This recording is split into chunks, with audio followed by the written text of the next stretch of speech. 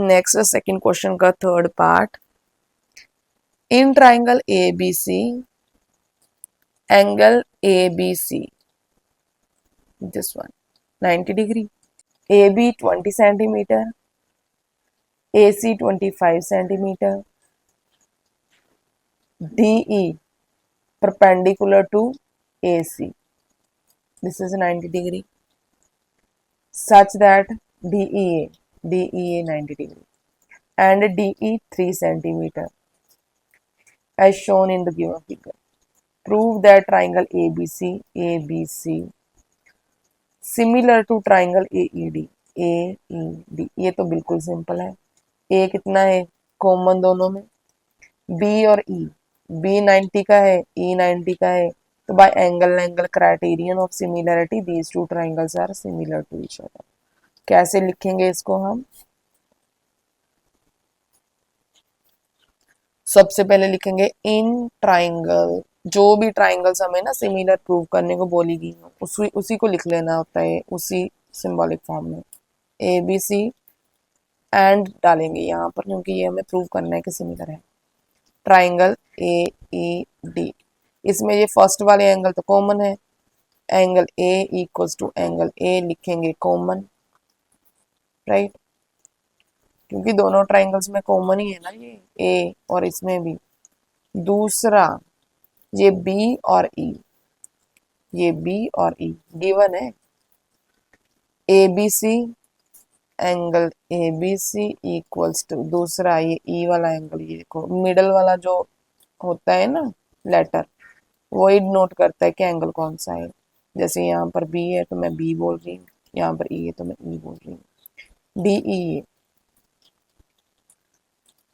Equals to 90 degree, right. ये भी given है, ये गिवन है, वो कॉमन था, तो यहाँ पर हम लिख सकते हैं बाय एंगल सिमिलैरिटी। ट्राइंगल यही A B C, symbolic form as it is लिखना है, ठीक है, ज्यादा नहीं कंफ्यूज होना इसमें। ए E D, A E D दोनों क्या है सिमिलर। ये फर्स्ट पार्ट प्रूव हो गया हमारा। सेकंड में बोला है find the length of B C A D A E. B C कौन सी है ये? अब यहाँ पर देखो ये तो एक राइट एंगल्ड ट्राइंगल है जिसमें दो साइड्स गिवन है। बी सी हमें फाइंड आउट करना हो तो क्या यूज करेंगे? पाइथागोरस थ्योरम, राइट, होती है ना पाइथागोरस थ्योरम। 90 डिग्री के ऑपोजिट वाली साइड को क्या बोलते हैं हम? हाइपोटेन्यूस। तो पाइथागोरस थ्योरम क्या होती है? Hypotenuse square equals to base square plus perpendicular square. Base and perpendicular are interchangeable. Base और परपेंडिकुलर में से किसी को भी बेस मानो, किसी को भी परपेंडिकुलर मानो, चलता है, ठीक है। बस हाइपोटेन्यूस को ध्यान से देखना होता है कि 90 डिग्री के ऑपोजिट वाली साइड को हाइपोटेन्यूस बोलते हैं। तो यहाँ पर हम क्या लिखेंगे सेकेंड पार्ट के लिए? बी पार्ट है, ये ए था। In triangle A B C using Pythagoras theorem, ठीक है। पाइथागोरस थ्योरम को यूज करके क्या आएगा? Hypotenuse square equals to base square plus perpendicular square. Hypotenuse कितना है 25, तो 25 स्क्वायर। बेस कितना है वी डोंट नो, बीसी तो कैलकुलेट करना है। परपेंडिकुलर कितना है 20 सेंटीमीटर में है सभी, ठीक है, सेंटीमीटर एंड में डाल देंगे। 25 इंटू 25 कितना होता है 625। बीसी स्क्वायर 20 इंटू 20 2 2 4, साथ में दो जीरोस आ जाएंगे। 625 इसको इस साइड शिफ्ट करेंगे तो माइनस हो जाएगा बी सी स्क्वायर। यहाँ पर इसको माइनस करेंगे तो 225 आ जाएगा equals to B C square. B C square नहीं, अकेला बी सी चाहिए तो स्क्वायर रूट ले लेंगे ऑन बोथ साइड। यहाँ पर बी सी इक्वल्स टू, इसको क्या लिख सकते हैं 15 इंटू 15 कितने होते हैं 225। पेयर में से एक 15 बाहर आएगा स्क्वायर रूट से, तो 15 सेंटीमीटर क्या है बीसी की मेजरमेंट। यहाँ पर ये 15 सेंटीमीटर आ गया, ये पहले वाली निकाली हमने। अब दूसरा एडी एंड एई निकालना है। अब इसको डायरेक्ट तो नहीं फाइंड आउट कर सकते हम, बट ये दोनों ट्राइंगल्स भी तो सिमिलर है, ये छोटे वाली ट्राइंगल एंड बड़े वाली ट्राइंगल, तो इनकी sides in the same ratio होंगी। सिमिलर ट्राइंगल्स की जो कॉरस्पॉन्डिंग साइड्स होती है वो इन द सेम रेशियो होती हैं। तो उन रेशियोज को यूज करके हम इनको निकाल सकते हैं। कैसे? Let's see how. As we know, first part में हमने देखा कि जो ट्राइंगल ए बी सी है वो similar to triangle A E D है। तो यहां से this imply that A B upon A E equals to B C upon E D equals to A C upon A B. ये हुआ। यहाँ पर जो वैल्यूज गिवन है, जिनकी मेजरमेंट गिवन है, वो पुट कर देते हैं। ए बी की कितनी है मेजरमेंट? यहाँ पर ए बी दे रखा है 20। ए ई हमें कैलकुलेट करना है तो उसको एज इट इज लिखेंगे। बी सी हमने कैलकुलेट किया 15। E D E D E D E D कितना है? 3। यहाँ पर 3 लिखेंगे। ए सी कितना दे रखा है? 25। ए D A D A D A D कहाँ है? ये रहा ए डी। कैलकुलेट करना है इसको, एज इट इज लिखेंगे।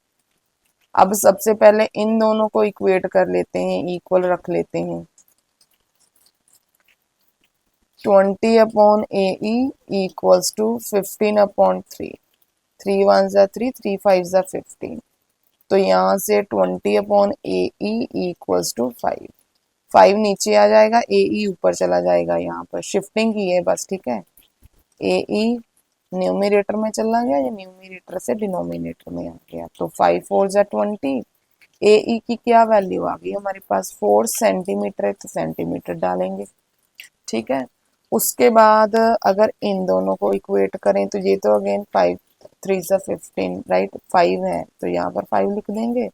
25 अपॉन ए डी, इसको ऊपर इसको नीचे ले आएंगे, तो A D equals to 25 upon 5। 5 5 जा 25। तो ए डी कितना आ गया? 5 सेंटीमीटर। तो B C 15, A E 4 and A D 5 centimetre. इसके बाद एक और पार्ट है इसमें, that is C part. If B C E D represent a plot of land on a map whose actual area on ground is this, then find the scale factor of the map. Map का scale factor बताना है। Scale factor basically क्या होता है?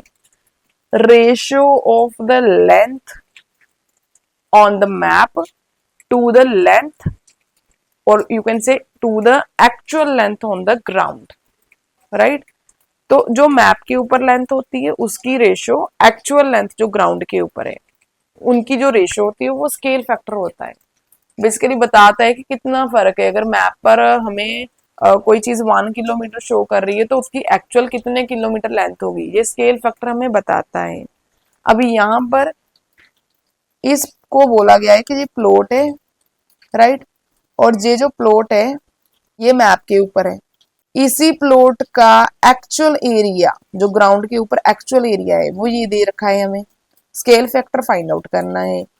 अब एक बात मैं आपको और बता दूं कि कोई भी फिगर जो मैप के ऊपर होती है और वही फिगर जो ग्राउंड के ऊपर होती है, दोनों फिगर्स आपस में सिमिलर होती हैं, ठीक है।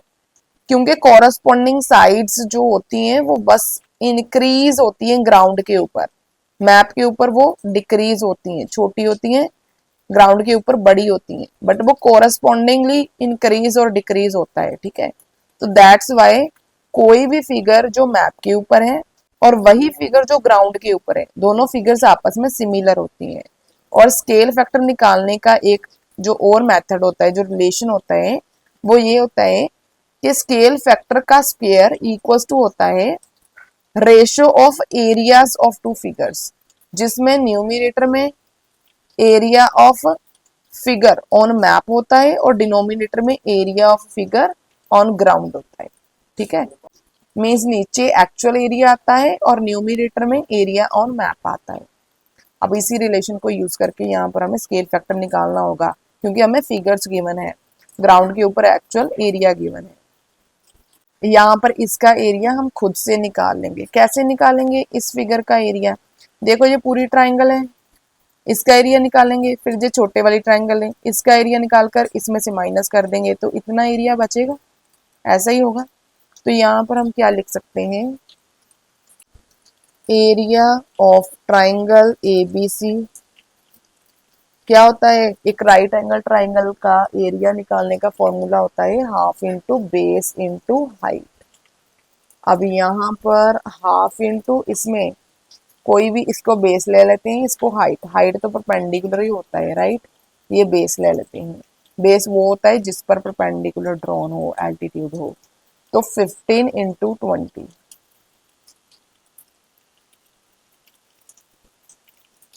यहाँ पर 2 1 जा 2 10 सा 20, तो इसको मल्टीप्लाई करके हमारे पास 150 सेंटीमीटर स्क्वायर आ रहा है। ठीक है, उसके बाद इस छोटे वाली ट्राइंगल का एरिया निकालेंगे। Area of triangle A D E वो कितना होगा, half into base into height, formula तो अगेन सेम लगेगा। हाफ इंटू, अब इसके लिए बेस एंड हाइट कौन सा लेना है, इन दोनों में से किसी एक को बेस और किसी एक को हाइट ले लेंगे। ए ई बेस लेते हैं, ये हाइट ले लेते हैं। ठीक है, ए ई इसकी वैल्यू हमने कितनी निकाली थी, ए ई की वैल्यू 4 थी। ठीक है, ये ए ई 4 सेंटीमीटर था, तो यहाँ पर 4 इंटू 3 आ जाएगा। 2 1 जा 2, 2 2 जा 4, कितना आ गया, 3 2 जा 6 सेंटीमीटर स्क्वायर। अब जो एरिया है वो हमें इसका निकालना है, तो ऑब्वियसली क्या करेंगे, बड़े ट्राइंगल में से छोटे ट्राइंगल का एरिया माइनस करेंगे। यहाँ पर हम लिखेंगे area of figure B C E D on map, ये मैप के ऊपर है। ठीक है, क्योंकि ये जो फिगर है वो मैप के ऊपर दे रखी है क्वेश्चन में।